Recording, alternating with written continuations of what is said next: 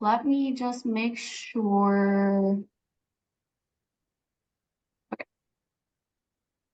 Things are being, so this is being recorded. So if someone wasn't able to come, I will send it out at the end as well, so you can share it, all of the above. But I think we will get started. So welcome everyone. I am Summer Garcia. I'm the Built for Zero Community Liaison with the Division of Housing, and I'm so excited to have you all here today. This is our Built for Zero Colorado quarterly cohort convening, and it's on communication strategy.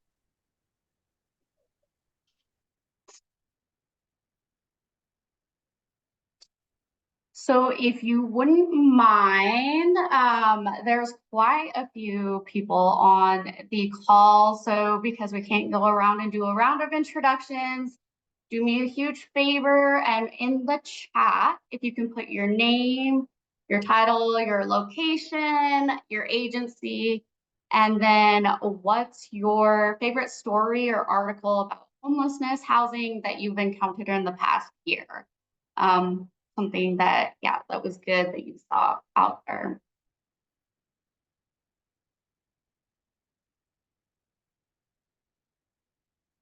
And while you all are doing your introductions in the chat, just wanted to thank our Built for Zero community or our Colorado partners. So we have Community Solutions. We have quite a few community solution staff on the call today. Kaiser Permanente, and then the Colorado Department of Local Affairs, COLA. And of course, we have our Built for Zero Colorado support team. So we have our folks from Community Solutions. We have Melanie, Aaron, Sandy, and Ian.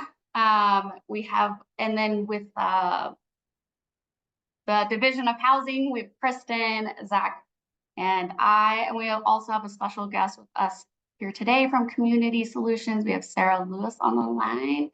So excited to have her. So today, our objectives are really to connect and network across Colorado, build a shared understanding of media and strategic communication importance in supporting your initiatives, well, our initiatives in connecting to the community, equip you all with necessary knowledge and tools designed to execute messages that motivate change in your audience behavior. We're going to participate in small group discussions to evaluate how homelessness is depicted in the media. We're going to distinguish between, we're going to look between what is a harmful message and what is a helpful message. And then we are going to hear from our panel of experts today. So very exciting. We, our agenda, switch slides here, our agenda. So we're doing our introductions now. We're, like I said earlier, we're gonna do understanding the media's role in community engagement. We're gonna have a discussion about developing core messages, have our breakout exercise. We'll have a panel discussion, and then we will wrap up.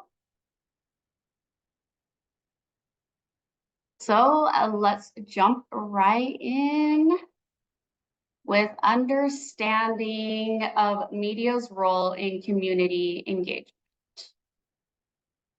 So why is media important, right? So it is important because, right, the media shapes our understanding of global and national events. It can influence our views on various issues by presenting diverse data and narratives. It informs the public about developments across different sectors like political, cultural, art, education, communication, and business. Media can offer a vast array of entertainment options, and really can shape our view on a wide spectrum of topics and concerns. So why should I care about media coverage, and can it really help me? And the short answer would be yes, it can help you. It can build support. It's like I said, a means of building support for your program. Can attract resources. So can draw in community resources, strengthening your initiative. So bring in volunteers, sponsors, funding, a mutual benefit between you and your audience. It can amplify voices, right? You can be a voice for the people that you serve. It can inform the public about your programs, goals, and needs. And something that I think is really important as well is it can help remove barriers and help you get closer to your goals. So some of the barriers that the media can help with is lack of awareness, misunderstanding of your community strategies, your efforts, your needs. And then if there is any lack of community or political will to support community efforts.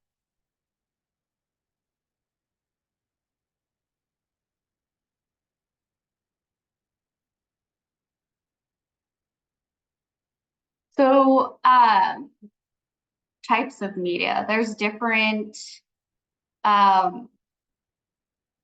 forms. They're basically different forms of support. So you've got your in-kind media, which refers to any non-monetary support that an organization receives, which can be used for promotional or operational purposes. So it often comes in the form of free advertising space, things like that. And then you have your paid media, which encompasses all marketing efforts that require payment to place an organization's message out there. So that one, like it sounds, it is directly bought. And the advantage to paid media over in-kind is you have a bit more control over the message, the format, the placement, and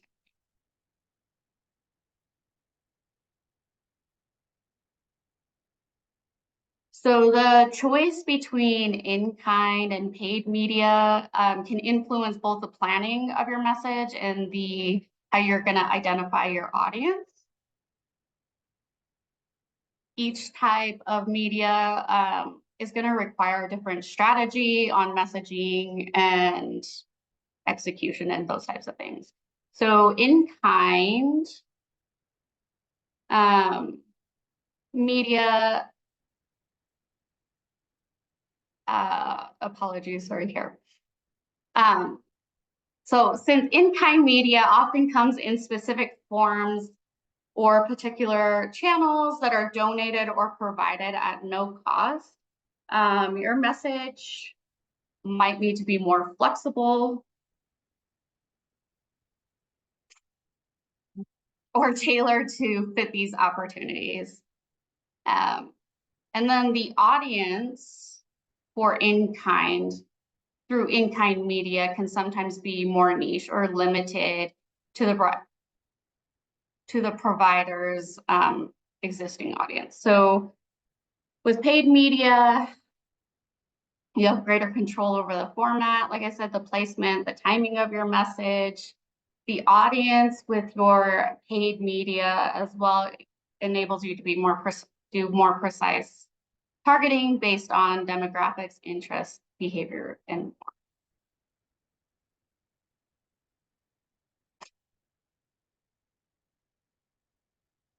So the news media has become one of the most effective methods of transmitting information to the public.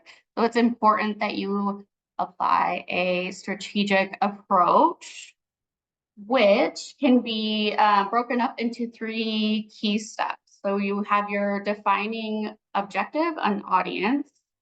So in that step, you're looking at, are you trying to inform, persuade, motivate, or raise awareness?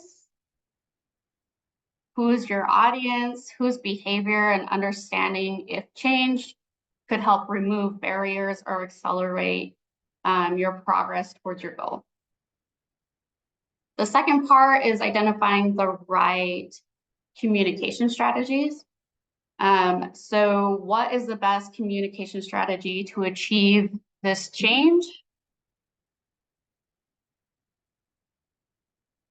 Who are key and trusted allies?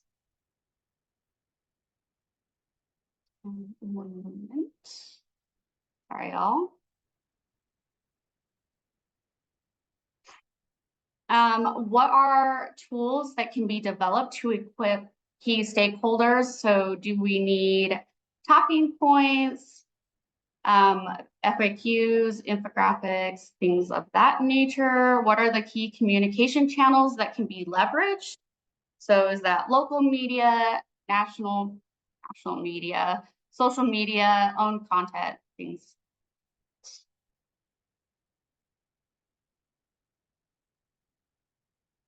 And then our last is developing a core message, which we will be doing a little more focusing in on how we do that. So what are the key messages that must be heard and understood by these target audiences to drive behavior change? And this next slide here, defining your objective and audience. So this is an example, a portion of audience mapping framework from Community Solutions. So if you are looking and you're wondering, how do I define my objective and my audience, do a deeper look into that, you can always go to the communications hub from Community Solutions, which I've linked here, but it can help you, like I said, define the objective and the audience, as well as they have other examples that go deeper. Well, this one's called Audience Deep Dive example. So it goes deeper in, can help you, again, identify those objectives and the audience and the different behaviors that you may be wanting to change.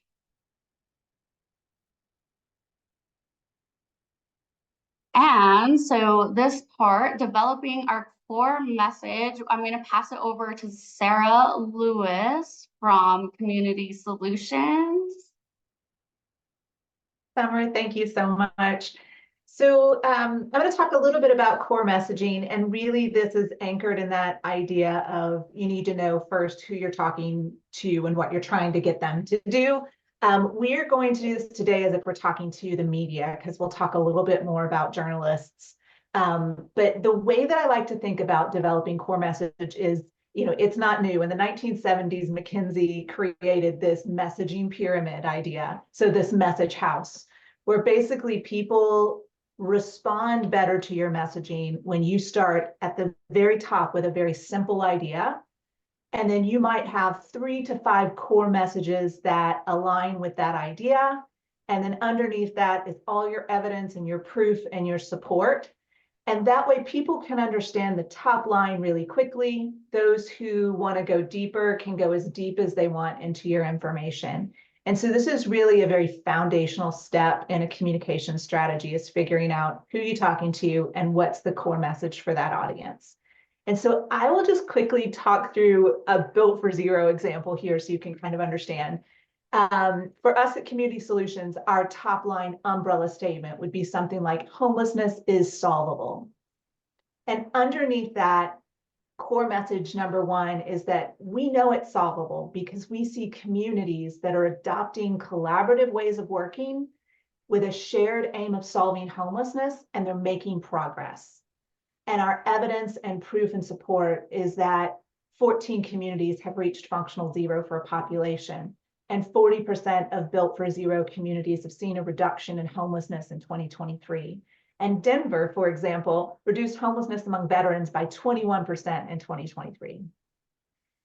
My second core message would be that real-time by name data allows communities to track progress and improve system performance while ensuring that no person is left behind. 71 communities have achieved quality data for at least one population. Implementation of by name data systems has improved real-world outcomes and reduced homelessness, and the time that it takes to house individuals on a community's by name list has been cut in half in several communities. And then sort of my last core message here is that data-driven investments in closing the housing supply gap are critical to solving homelessness. Homelessness is only solvable if we can get people into a home. And like a clogged pipe, even a well-performing system cannot help people exit homelessness if it stops them, if they can't get past that. And so through impact investing, we're working to preserve affordable housing, and to meet substantial demand, communities require new housing of all levels of affordability. We need abundant housing in our communities. And so that's kind of an example of our messaging pyramid. It takes just a big idea that homelessness is solvable and gives you 3 ways that it's solvable and all the data to show that those things can be done. And I would say a lot of people start their messaging document and it quickly ends up being 20 pages. That means you need a different audience and a different messaging document for each sort of thing that you've got on those pages. You should be able to get it to 1 page. I think Mark Twain said something like, if I had more time, I would have written you a shorter letter. It takes a lot of time to get it down to 1 page, but that's how you know that it is on the next slide, we'll talk about it's simple, it's clear, it's concise. So we can go ahead and move to the next slide. Just a little advice on when you're mapping out this messaging. Using simple, clear, easy to understand language. We have a ton of jargon in this sector. We love our acronyms. We have a lot to say. We can go really quickly, deeply into HUD bash if you ask us one simple question about veterans. But people can't understand that necessarily. And so the messaging pyramid really helps pull us out of that, where if somebody does want to get wonky with us, we can go all the way down into the data. But it allows us to really get to the essence of the initiative instead of every detail. Making it memorable and action-oriented. There are phrases that I think stick in our minds, and one that's been really a hook in my mind lately is housing, not handcuffs, as we start to talk about the criminalization of homelessness. And those things, when you know you're onto something, is when you hear somebody repeat it back to you. And when we started really saying homelessness is solvable, the number of times we heard that echoed from organizations and people everywhere, it was like people want to believe that. It's memorable, they repeat it. So finding those things that people sort of hook onto. Testing and refining your messaging. If you're clear on your audience and you get clear on your messaging, rounding up some people that you can test it with, that you can make sure that it's not wonky or jargony, that you can sort of get a feel for it. You can spend a lot of money doing testing, or you can spend a little time rounding up some key influencers and bouncing ideas off them. And then ensuring consistency, repetition, repetition, repetition. Ever so often we're like, we need a new way of saying this. No, we need to say it again and again and again in exactly the same way until people can say it back to you. The next slide, Summer, if we want to go, is about really shifting the narrative. And so this is really a framing thing. And it's sort of the standpoint from which our messaging comes from. And a lot of times people are just seeing things as intractable, shifting that framing to that it's a solvable problem. And so sharing examples of success, not feeding the fatalism, emphasizing scalable and replicable solutions, using that positive framing that talks about solvability and hope, using the language that inspires action, that sort of pulls people into helping solve the problem. Counter narratives, and I've noticed in Colorado a large number of op-eds in several Colorado publications that are definitely some counter narratives going on here, and that can be really challenging. but acknowledging the existing narratives and respectfully countering with data. Data is very powerful, with stories and examples. I think this demonstrates the awareness of the conversation and positions you as a thoughtful leader seeking constructive solutions. Avoid triggering that counterproductive narrative. So if you can think of more centrist ways of saying what you need to say that doesn't water down what needs to get said, using those instead of triggering the opposition to come back. Starting with empathy and storytelling is really key. We have to keep humanizing this issue, and in ways that, the next piece that we'll talk about is systemic barriers, sort of in ways that don't disconnect humanity from systems. Because I think sometimes in telling the individual stories, we can further narratives of individualism and the bootstraps mentality and all of that. And so making sure that we're centering systemic barriers and failures into these individual stories as well, and that we're sort of becoming good at crafting those messages together. And then using data. Ultimately, data is incredibly powerful in building trust. And we happen to have a lot of data. As community solutions communities, that's our thing. And so having that data and being able to use it to tell a story, being able to design it in ways that is empowering to people, they can go out and they can find the information they need, and it's visually appealing, I think is really key. And as we talked about before, being consistent, being repetitive, engaging the audience, trying to create those opportunities where there is a dialogue around a new narrative, and then preparing for any backlash.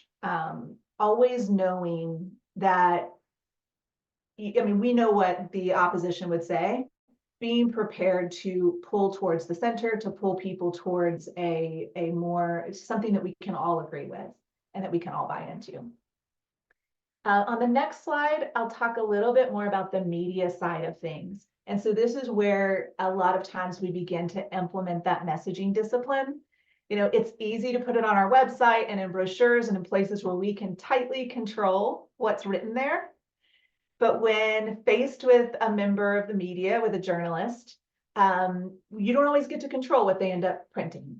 And so preparation is absolutely key. Knowing the 3 to 5 things that you want to get across, that no matter what question you get asked, you can get across your key messages. So understanding those key messages, anticipating any tough questions, preparing for those questions in advance, thinking about the worst case scenarios, and really not avoiding talking to the media because you're nervous about them. It's your chance to tell the story. It's your chance to take a difficult question and give a clear answer or pivot to something that's more important. And then really practicing, that's key. It is a skill. It takes some practice getting a colleague or a partner to ask you some tough questions and let you practice answering them, practice steering the conversation back to core messages. I've got a few things here about how you can steer that conversation, answering questions that you really don't want to answer. I would say don't take the bait. A lot of times a member of the media, they want to help tell a story, but they also like a little controversy in there. And if you can be really careful about not taking the bait, using some bridging techniques. So bridging things like saying, that's an interesting point, but I think the bigger issue is, and you pivot back to your core messaging, or even to say, like, let me just put that in perspective, and bringing them into more of your core messaging there. Flagging for that journalist things that are really important. And so as you're speaking, you might be giving a rather long answer. You can say, but the most important thing to consider is this. And summarizing what you were saying so it can be a helpful guide to the reporter. And creating those hooks that are like, okay, what's really interesting about this is X, or the question you should be asking is this. You may at times get asked questions that you just either you don't want to answer or you're not qualified to answer, and deflecting politely is really key. I find it really useful to say, like, I'm not the right person to answer that question, but what I do know is this, and bridging back to my core messaging around the topic. Even just staying calm and composed and focusing back to your agenda is really key in these moments, not speculating. And so if you're asked to speculate on something, having your bridging messaging there that says like, I'm not willing to speculate on that, but what I do know is this. And then you can be non-committal. You can even practice saying no. There have been lots of times in my careers when I had to say, I'm not able to discuss that. That's private information. That's not public. And so being able to then pivot quickly to something that you can talk about. I would encourage, just like public speaking or any other skill building, facilitation, those types of things, doing some media training, some prep, getting really comfortable, because if you take their call, they'll take your call. It's a relationship like anything else. And being a source for a member of the media when they need you for a story is critical for when you want to pitch them a story. On that, I am going to turn it back over to Summer to talk a little bit more about working with media.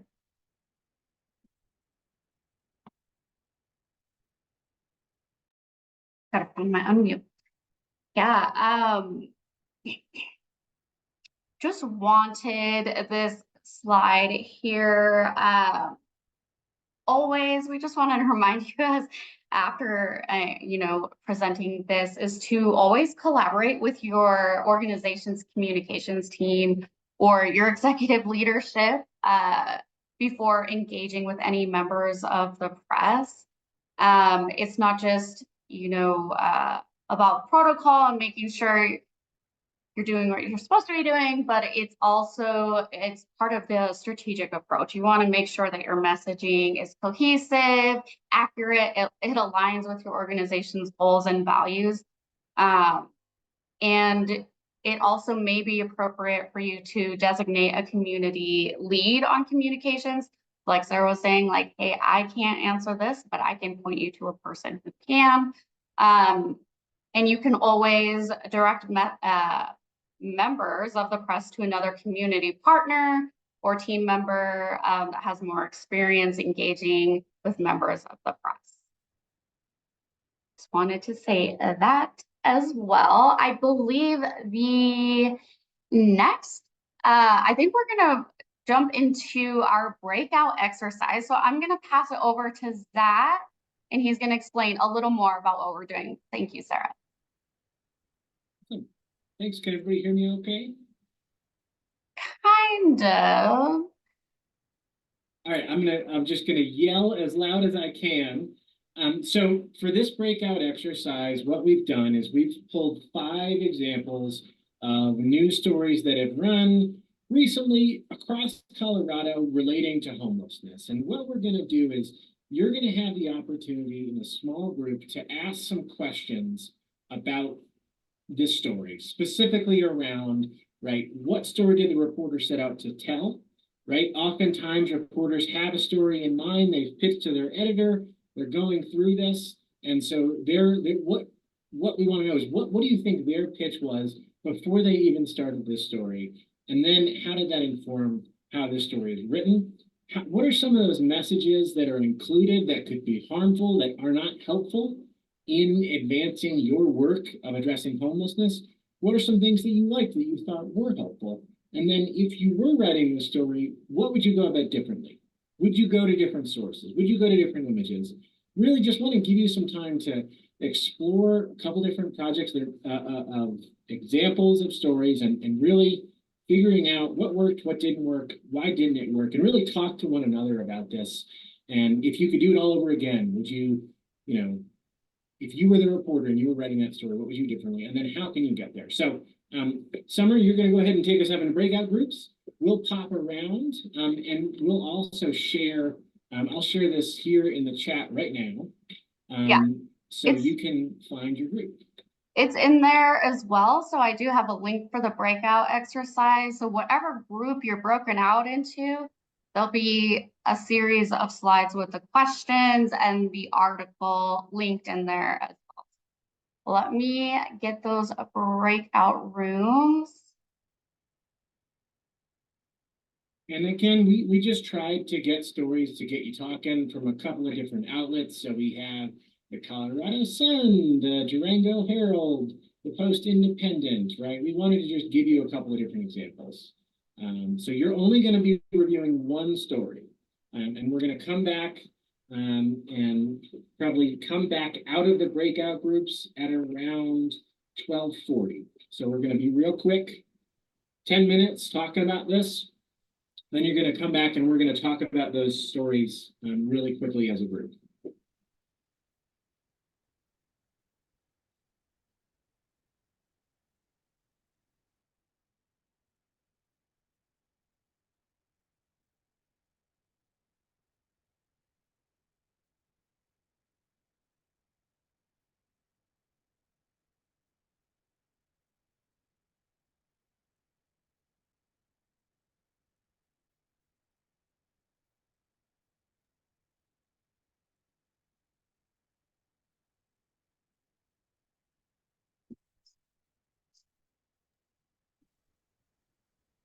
Anything I can do to be helpful? So. Yep, we're going.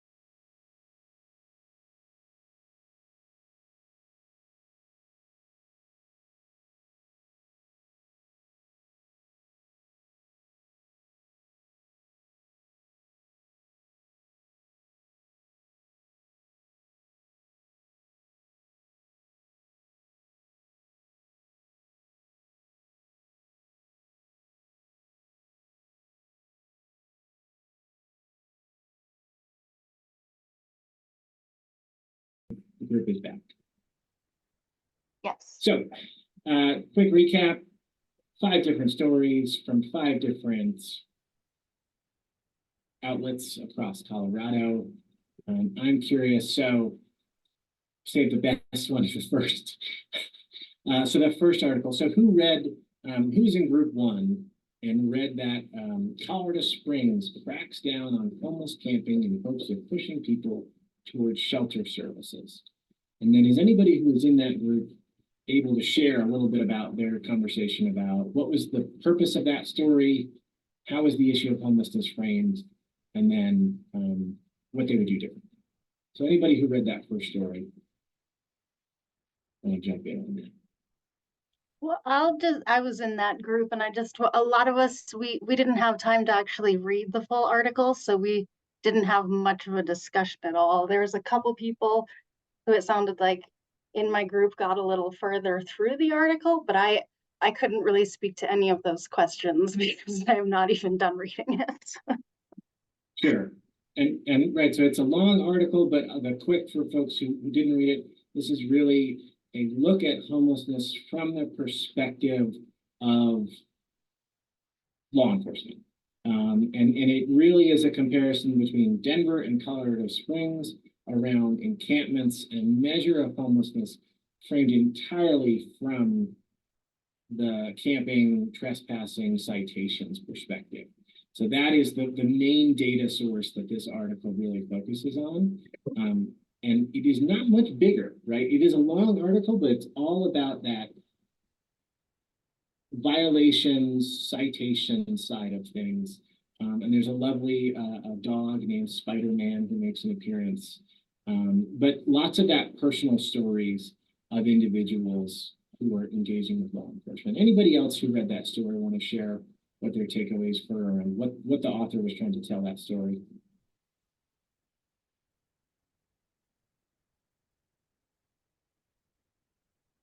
All right. To me, and I'm not going to make light of this, I think Colorado Springs was trying to say we're so much better than Denver because we criminalize homelessness behavior. Yeah, I think that's a fair point, but right, who is Colorado Springs in this story? It is law enforcement. It's the city. Yep. It's not, it's a very much the police are making that case and are really driving this narrative. All right, thanks, Sherry. Good to see you. Group 2. So that second story was from the Durango Herald. And it's really about a household moving from out of the Purple Cliffs encampment and into housing. Other folks who were in group 2 want to share about that story and what their takeaways were. Yeah, I was a part of that group and we all kind of finished right around that 60-second mark before it was time to come back. But we did quickly discuss that the reporter tried to, do a like from rags to riches type of story about how a family that was homeless was able to, essentially finally get into a house and how it affected the children in school, how it affected the husband being able to get a job. But for me personally, some of the imagery that was used, talking about a family that was homeless and then they're in their kitchen without any shoes on, just kind of standing there in their older clothes. It's almost like, was this picture taken for the article or was it taken to essentially shame this family into, you were homeless, we helped you get into a place. I also kind of touched base on, I feel they could have left the father's drug use out of it because it had essentially nothing to do with why they were homeless. So I feel like that was kind of an undercut. But I mean, it could have the potential to be a really, really great story, but I feel it could have been written a little bit differently. And I know I just talked the whole time, so I apologize. No, and yeah, and real quick, just to add to that I second all of that, what she said, and really just seemed like there wasn't enough consideration about the audience that's reading. So the quote about the father's drug use was, he used methamphetamine to keep himself awake all night, period. And then it went on. So there's going to be people who go, well, that's why they're in this situation. And that's, so yeah, thinking more about how they're painting that picture. Yeah, but we do have real people, right? We have actual participants who are being featured in this, which is interesting. Compared to our next story. So, and I know we're close on time. We want to give lots of conversation. I'll jump into group 3, which is where we read an article from the Post-Independent that was clearly a pickup of a press release that had been released by West Mountain Regional Health Alliance.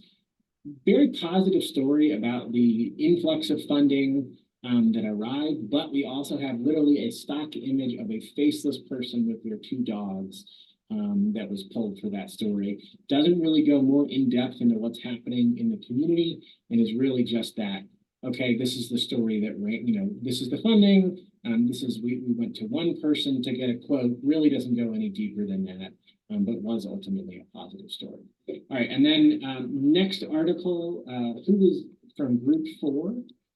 We had a story about from WBUR about individuals who were served through Denver's efforts around the House 1000.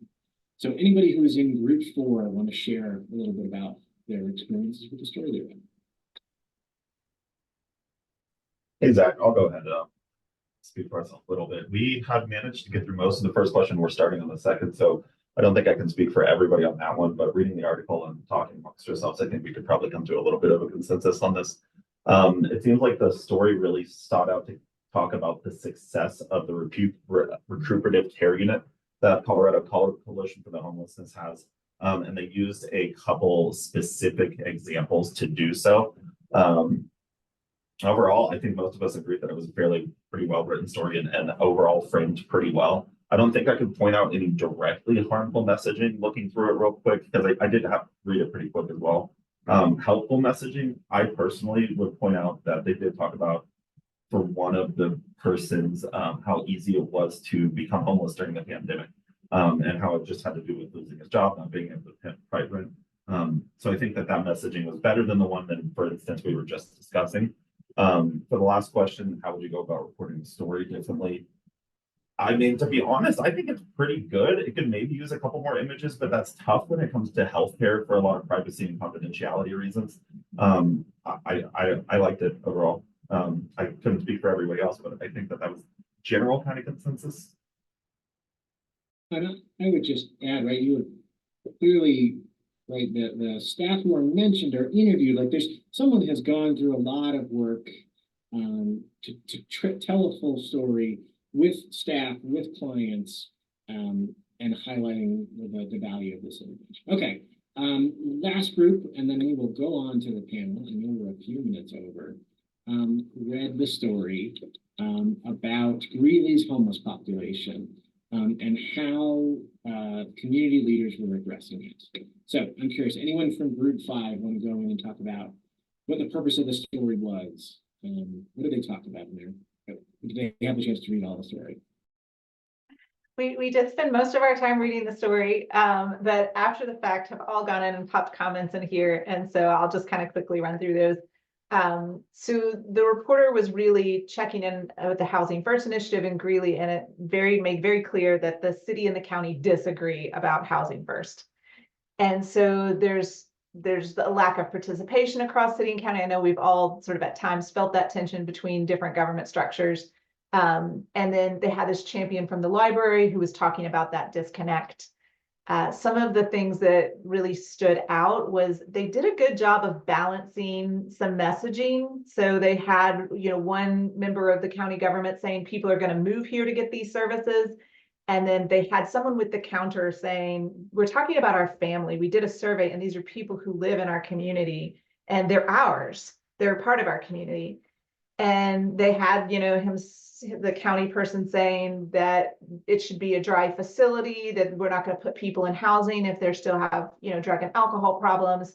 And they had the counterpoint saying, like, what we're seeing now is that once people are in housing, they're getting the help that they need. They're getting mental health treatment. They're getting, various supports. So we've got somebody in cancer treatment. And so I think it did a pretty good job of kind of balancing the narratives, but it's really hard to see that conflict because I think everybody could find one side they agree with in that argument. So it was a weird tension there, I think. Yeah, that's part of the reason why we picked this as an example of the story of like, what are reporters going to look for? Person A says X, person B says Y. Like that's the story. Is not everybody's on the same page about what we're doing here, and so that conflict is part of what makes for newsworthiness. Okay, well, thanks everybody. I know you had to go through these quickly. Really, we just wanted to give you a chance to delve in and hope, right, as you have stories as a community that are about homelessness, you can have these same conversations. Like, okay, this has happened. What are we going to do differently? If you've worked in this space, if you've met with press, we were just talking about this, Sarah and Summer and I earlier, you've probably had some negative experiences where you think, oh my gosh, I shared something and they took the worst part of that and ran with it and I'm bummed out about that. But really want to now turn it back over to Summer to introduce our panel. So now we're going to do our panel discussion, which I'm very excited about. So today, and I now see a typo on the slide. I'm so sorry, but I am joined by, we have Kathy Alderman, the Chief Communications and Public Policy Officer with Colorado Coalition for the Homeless. We also have Brian Rosbert today, the Executive Director of Housing Colorado. And then we've already heard from Sarah, but she's going to join our panel as well. We have Sarah Lewis, who's principal with the Strategic Communication and Campaign Department at Community Solutions. So if you all wouldn't mind, just to start out, I did introduce you all, but if you want to say hello, and then we have a few questions, and I thought maybe we could start out if you guys wanted to answer this first one, and then if y'all want to, if you have a question for them, put it in the chat, and then we can field those questions to them. We can ask them, but I think what would be helpful if we started out with So we'll go through, say hi, and then how does your organization, so tell us a little bit about maybe what you do, but your organization approach media inquiries or press requests, and how do you prepare? And we can start with Kathy. Hi, everyone. Good afternoon. Good to see some familiar faces and names. I'm Kathy Alderman. I'm the Chief Communications and Public Policy Officer for the Colorado Coalition for the Homeless. I've been in this role for just over 8 years. And I oversee our education and advocacy team, which is largely responsible for our lobbying efforts at the local, state, and federal levels, our media engagement and interactions, our public education engagement and interactions, our website, social media, reports, one-pagers, and then a small part of my department is also responsible for our internal communications, which is for our staff of about 850 people spread over about 26 different properties, ranging in positions from maintenance of properties to our psychiatrists on staff. So we have lots of folks working directly with clients, patients, and residents, and then a pretty big administrative staff. And so trying to manage the communications for our internal folks is just as important, obviously, as maintaining communications for our external partners. So the way that we get a lot of media inquiries. I think because we're a large statewide organization, we get inquiries kind of about issues of homelessness kind of broadly, and then also real specific to the specific programs, the type of housing, the kinds of healthcare services that we deliver. And I serve as the main point of contact and have also shared with staff across the organization that if they are ever contacted by media, that they should direct those requests to the education and advocacy team. And usually we try to respond no later than 24 hours after any request, whether or not we have agreed to take the interview or found somebody who can take the interview or the information, but just letting the reporter know.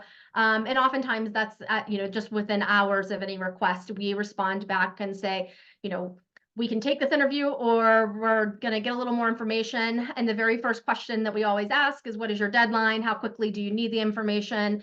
Are you looking to get a specific story related to your inquiry, or are you looking more broadly for us to talk about things on background? I think just in terms of deadlines, I'm generally available to respond to media requests. That's part of my job and my role. And so there are times where I see a media contact that I have, and if they're calling my cell phone, I'll just answer the phone and give them the interview right then and there.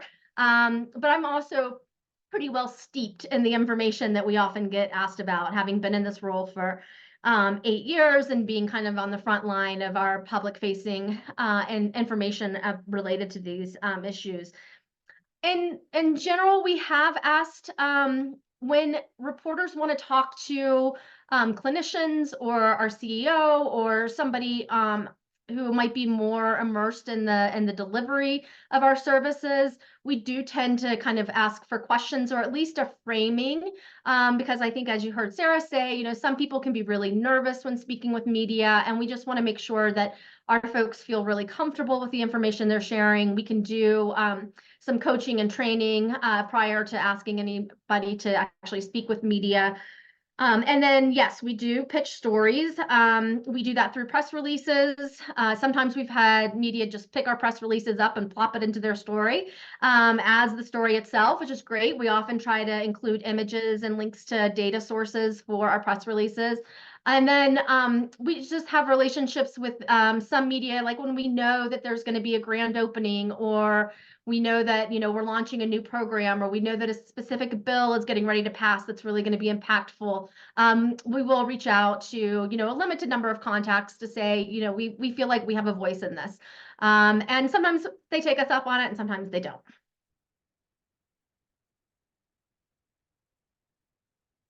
Thank you, Kathy. I'll pass it to Brian. Do you want to answer that question? Sure. Thanks, Summer. Yeah. Again, Brian Rosbert. I'm with Housing Colorado. We're a statewide advocacy organization working with the vision that every Coloradan should have a safe, quality healthy, affordable home in a thriving community. And so kind of with that vision in mind, is how we respond to media inquiries. We, like Kathy, I think we get a lot of um, inquiries, sometimes out of the blue, sometimes expected, given whatever the housing context might be, while not specifically an organization that addresses homelessness alone. A lot of the inquiries we get are about affordable housing, which with we know that housing is the solution to homelessness, so we get a lot of calls in that regard as well. Like I said, a lot of times our responses to media are based in our advocacy work. And so it's really rooted in kind of what's happening at the state capitol, which is why I'm in a tie today. I get to go up there right after this. So we try to, and like Kathy, try to make sure, one, that we control the message and the messenger. And so our staff, while we're a smaller team and a smaller staff than the coalition is, still have some controls on who is able to answer media inquiries. Usually that falls on me. So, I work to answer those as quickly as I can. Again, trying to be respectful of reporters' time and deadlines. And then, as we do that work, as we respond to media inquiries, trying to root all of our responses um, in kind of the foundational message that we've taken on in the last couple of years based on some research. And so we're trying to always go back to messaging around housing being the essential foundation of our communities, and how a particular policy or a particular uh, contextual situation that a reporter is asking about kind of fits within that framing around housing and and being an essential foundation. So um, yeah, we probably don't answer nearly as many. Well, I know we don't, because I see Kathy's name in the newspaper all of the time, and I know that the coalition is better able, and that's an important piece too. And I think Sarah hit on that a little bit. If you don't know the answer, being able to refer out to someone who might, and being able to be okay with not having maybe your organization's name in the paper, but perhaps the organization that is better able to answer the questions. So I don't know. I think I rambled a little bit, but hopefully got in there what you were trying to get at there, Summer. Yeah, that was great. Thank you, Brian. I do have a second part to this question for you, Brian. And for those of our participants who maybe don't know what Housing Colorado is, can you give us just a little verb about what that is? Yeah, sorry about that. So we're a That's okay. membership association of organizations that are involved in affordable housing around the state. And so we like to say that we represent over 300 different organizations, from contractors to tax accountants to frontline service providers and local governments. So if you've got your toe in affordable housing, we'd love for you to be a part of our community and a part of our membership. Great. Thank you, Brian. Sarah, pass it to you. Absolutely. So as a national organization, we have 105 communities, and we do a bit more fielding of media calls. And so if we're asked about communities that are making progress, then we will reach out to a community before connecting them directly with a member of the media. And so we try to work really quickly, but a lot of times we're helping reporters coordinate who they should be talking to and where. So one of our first questions when somebody calls us is, who else are you talking to? Because we want to make sure that if they're not talking to communities that are working in ways that are using proven solutions, that we're making that connection and sort of connecting our communities back to members of the media. We always ask for a deadline. We typically do a briefing because our communications team doesn't typically serve as the spokesperson. Unless there's not an expert available, then we would obviously be a spokesperson for the organization. But usually we're creating a brief for someone who's closer to the work to do the messaging and to be the spokesperson. So that's just kind of how we handle it. Thank you.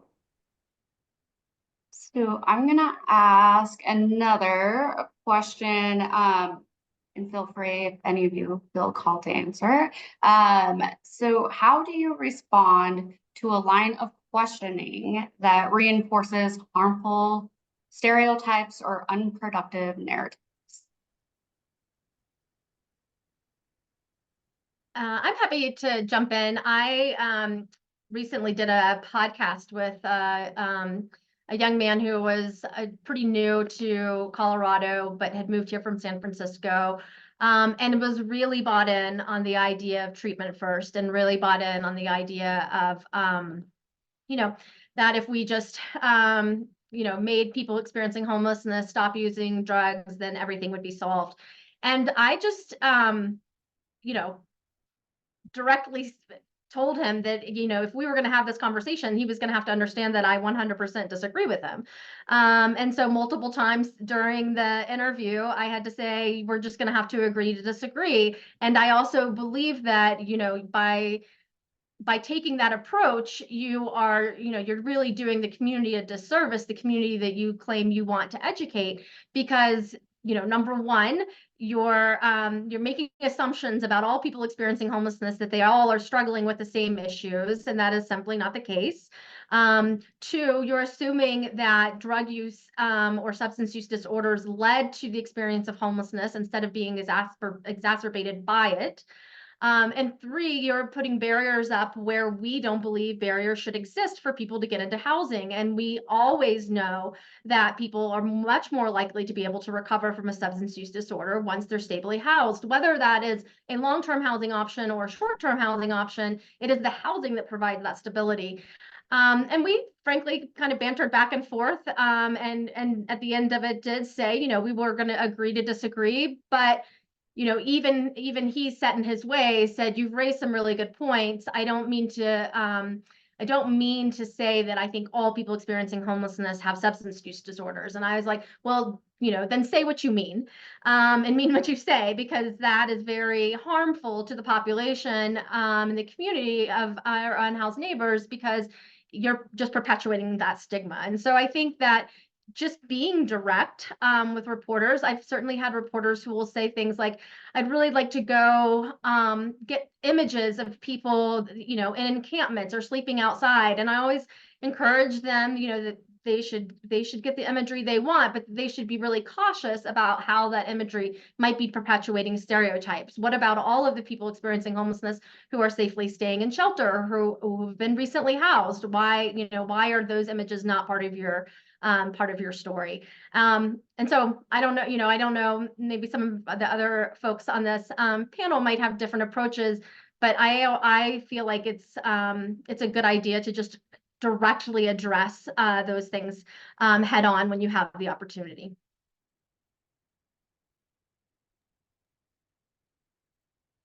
Yeah, I think,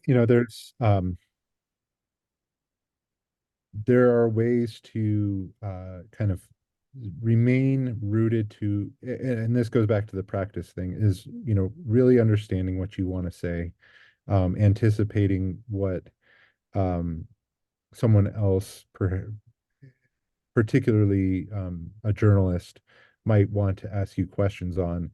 And that comes down to research and being able to pivot back to your talking points, to be really confident in what you want to say is vital, and practicing those pivot points. In Kathy's example, she probably knew ahead of time where this individual was coming from, and I know that she knows what she wants to say. And so, there's opportunities, to just pivot back to your the message that you want to get across. And that that does require some practice, and it does require, going deeper into the research that around the particular journalist you might be talking to, or even the issue that might be coming up, right? Like I think about objections to the development of supportive housing in communities. And, you know, journalists will love to play kind of devil's advocate with you, right? Like, we've heard from neighbors that parking is an issue around this supportive housing project. Well, there are ways to talk about the issue of housing that you've anticipated, you've probably anticipated what's going to be coming at you, and to practice those responses is always helpful, I think, and so you're not sort of caught off guard about what's going to be asked of you.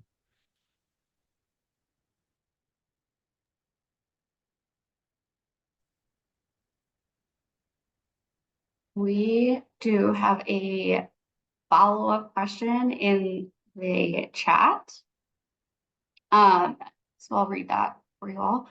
What have you found is the most persuasive way to answer the objection to providing services for the unhoused community, that doing so will only perpetuate the problem, or that unsheltered people should figure out how to help themselves rather than relying on the system?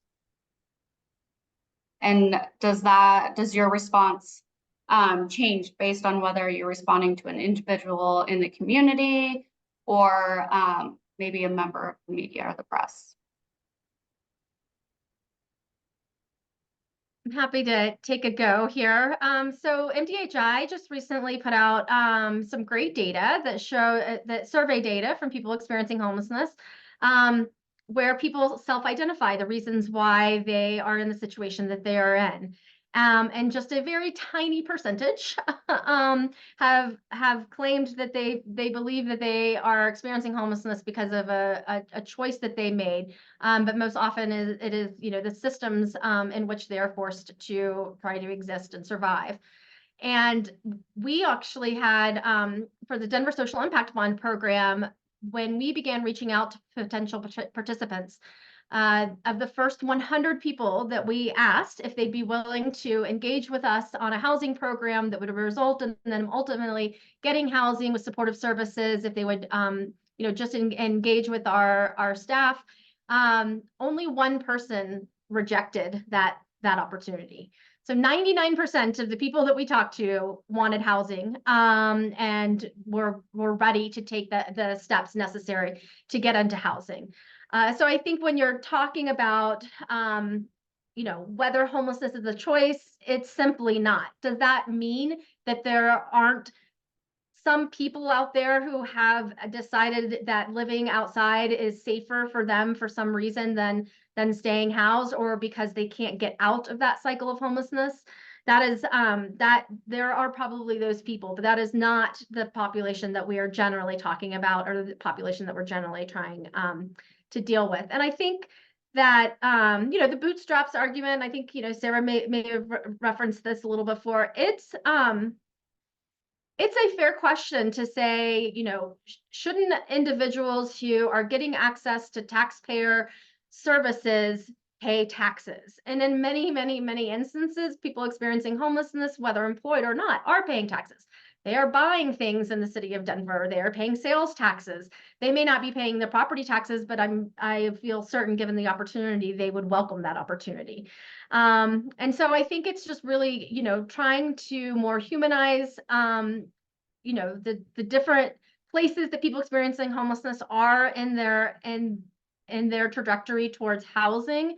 And yes, sometimes it will vary who you're talking to, because if you're obviously speaking to a member of the media, I'm not going to have quite this much time to explain these perceptions. If you are talking to an individual community member, if you have a moment to have that one-on-one interaction and ask them if they've known anybody who has struggled with housing instability or has ever been in the cycle of homelessness, What were the things that that they needed to get out of that cycle or to manage that housing instability. And oftentimes it's resources, and there's not a free market of resources. Those have to come from our government. And that is exactly what government is there for, is to be a safety net, to get people back on their feet, and to give them the opportunity to thrive. Summer, I might add just a little bit to that. I think that is exactly right. And, there are some, depending on kind of the culture of your city or your community, there are some messages that have really been proven to work. Those messages around cost, which is, it is vastly less expensive to house someone than for a community to pay for sheltering, police, emergency room, referencing sort of the $1 Million Murray type thing. That works really well. I think in some more conservative areas, using messages of just, we both want the same thing, and that is this person off the street that you don't like seeing them there. It breaks my heart to see them there, but your business is suffering because of it. We both want this person gone. Just get out of my way and let me take care of this. But we've been playing also with some analogies that really try to touch deeper into people's thinking. And so things like, when someone is drowning, lifeguards jump in to save them. And it doesn't matter if it was a poor choice or a riptide or what happened. The earlier the lifeguard shows up, the better the outcome. So when you're drowning, it does not help for the rescuer to try to teach you to swim. You can learn to swim once you're back on safe land. And when it comes to homelessness, we have to catch people earlier, pull them to safety faster. Then we can get them to a safe place and provide all the training and support they need to make sure that they don't end up in that situation again. And the majority of people, they learn to swim, they never drown again. But some have a disability and maybe they're never fully able to swim. But they're caught by social safety nets that are there for people with disabilities. And that is what community looks like. Trying to play with some of these analogies that help people see, like, yeah, there may be somebody that they never truly swim, and that is a cost to the community, but that's what safety nets have to do. Yes, that is a great analogy. I was going to write that, but Zach put that in the chat. Great analogy, Sarah. And yes, thank you, Kathy, for sharing about MDHI and their data. Isaac put that in a link to the data in the chat. So if you would like to check that out. Okay, I have another question. So along those lines, have you ever had to blacklist a reporter or an outlet? Someone that's just been really unhelpful? I've never blacklisted anyone, though I am sometimes slower to respond to, some of the conservative talk radio outreach that we get. We don't necessarily go and subject ourselves to their questions, but we will call in and answer a couple of questions for like their morning shows and their news related shows, but not necessarily like their commentary shows. Though, of course, anything we say publicly gets pulled in, and I often find, Kathy Alderman said that, X, Y, and Z. So, but we've never blacklisted anybody that I can recall. Same here. Yeah, we're just cautious, and always cautious, even if we have a friendly relationship with a reporter, just making sure that, again, we're getting back to our message. And yeah, we haven't blacklisted anybody yet. Same. We do have some proactive kind of toolkits if we see a reporter that maybe they didn't even quote us, but they quoted a community and they got stuff wrong about how Built for Zero works, or they covered the pit count but they didn't include certain things that we think are important. We'll proactively reach out with some education, but we've never blacklisted anybody. This one, so say something comes out, it's not what you thought it was going to be, and like, I'm never gonna do this again. So what are the risks associated with not participating in a story? I mean, the biggest risk, in my opinion, is that they tell your side of the story for you, right? And then the story, if the story becomes the Colorado Coalition for the Homeless refused to speak to us, that is something that is, you know, more controversial in many ways than us just being transparent and open with the community. So I generally encourage us, you know, obviously there are exceptions to this, to have difficult conversations with the media to answer questions that might make us uncomfortable. I mean, we own 23 residential properties. If people think that we don't have issues at those properties now and then with elevators and you know, snow removal and sometimes, you know, activity that happens on the property and around the property, I mean, we have to respond to that. We have a responsibility to the residents to respond to that. We have a responsibility to the community to respond to that. And in almost no circumstances, if those issues are brought to our attention, are we not already doing something about it? I can think in 1 or 2 incidences where we've had, you know, very significant incidents at our properties. We had a homicide one time where we honestly just couldn't respond. And Sarah said this earlier, because there was an investigation going on and we protect the privacy of our residents, clients, and patients. But if it's, you know, somebody has made multiple calls to the local media about an elevator being down, you know, my first call is to property management to find out how quickly we're going to fix that and to make sure that we are responding, because again, we have a responsibility to do that. It's our, you know, it's our privilege to be able to provide this housing and to operate in this space, and so we have to take the responsibility along with that privilege.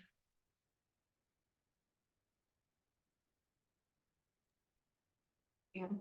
Okay, we have a question in the chat. So what do you find more accurate to report to?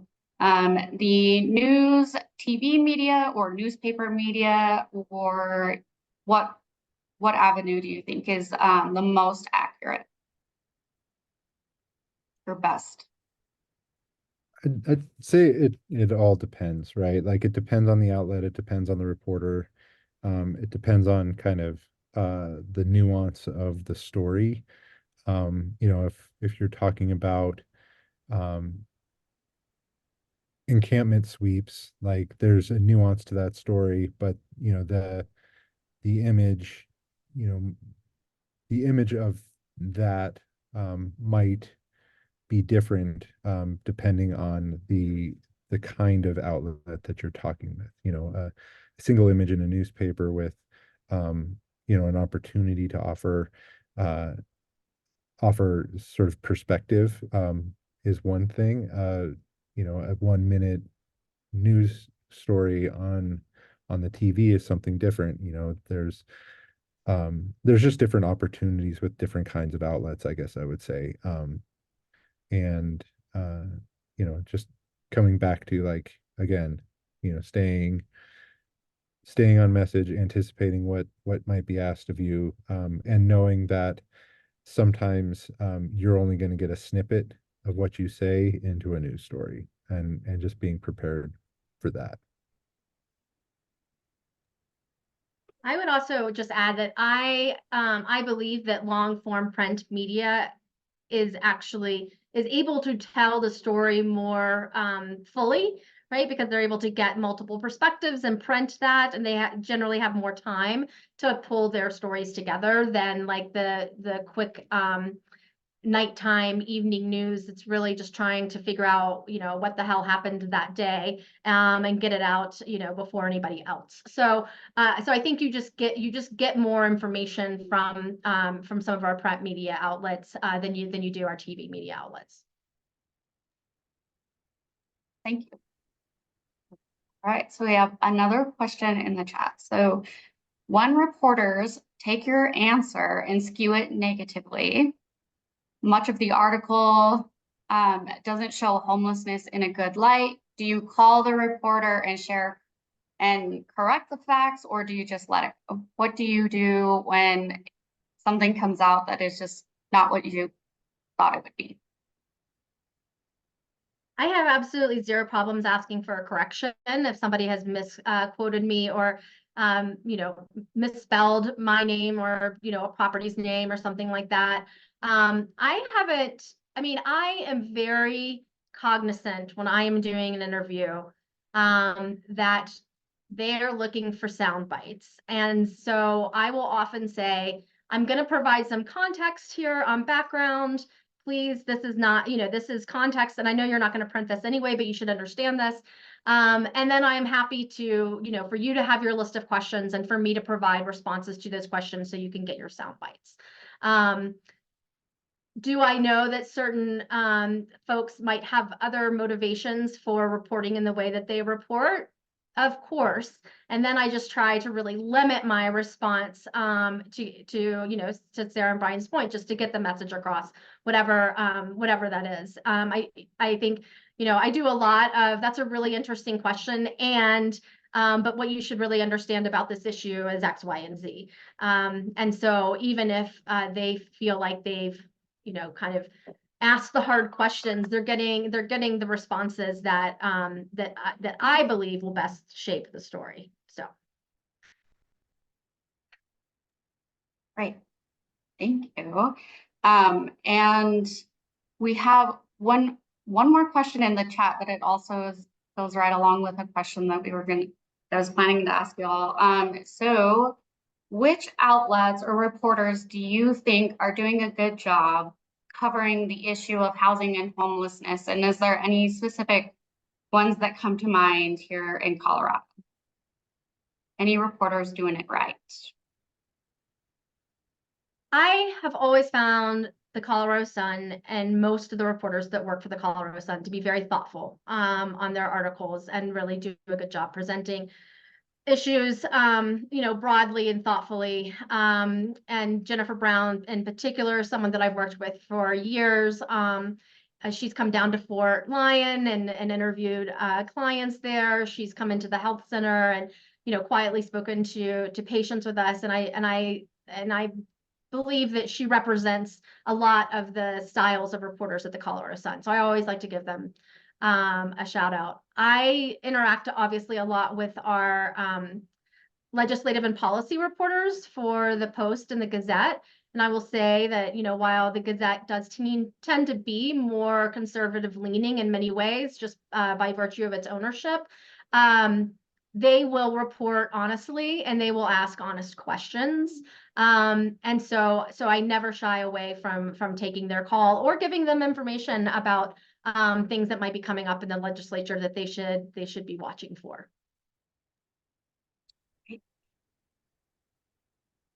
Any others want to add in? I've had good context setting conversations really around housing issues with the folks at CPR as well. You know, they've really taken, especially in the last couple of years, as we've been talking about transportation, transit, and housing, and how those two are related. They've really taken kind of a team perspective on that. So I've had good conversations with them. I agree with Kathy. The Sun and the Sun is a great outlet. That if you're not following them or not subscribed to their feed, that I'd recommend that. Thank you. We are nearing 1:30 already. The time has gone by so quickly, but I do want to give a special thanks to you all, the panel, for joining, for sharing your feedback with me and meeting beforehand and being here to share your insights.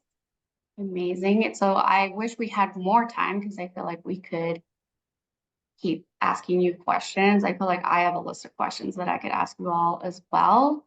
But thank you so much for being here and being part of this. I want to be able to make sure that we are respectful of everybody's time, make sure you guys too with the panel can get back to you guys' jobs that you guys are doing so well. So thank you for everyone, for all our participants, for joining, for hanging out with us for the last hour and a half. Thanks to our partners, our support team. Again, the panelists, a special thank you to Sarah for also helping prep and for y'all sending your materials. This is being recorded. I will send this information out to all the communities and those that are on this call. Feel free to share it. Yes, thank you for being here. Along with our slides, I do have a slide on the last one with some helpful links for the Colorado Coalition for the Homeless, Housing Colorado, Community Solutions, the Community Hub, DOLA, all those things. And if you have any questions, feel free to reach out. Otherwise, thank you guys so much for being here, and we will see you all very soon. Thanks. Bye.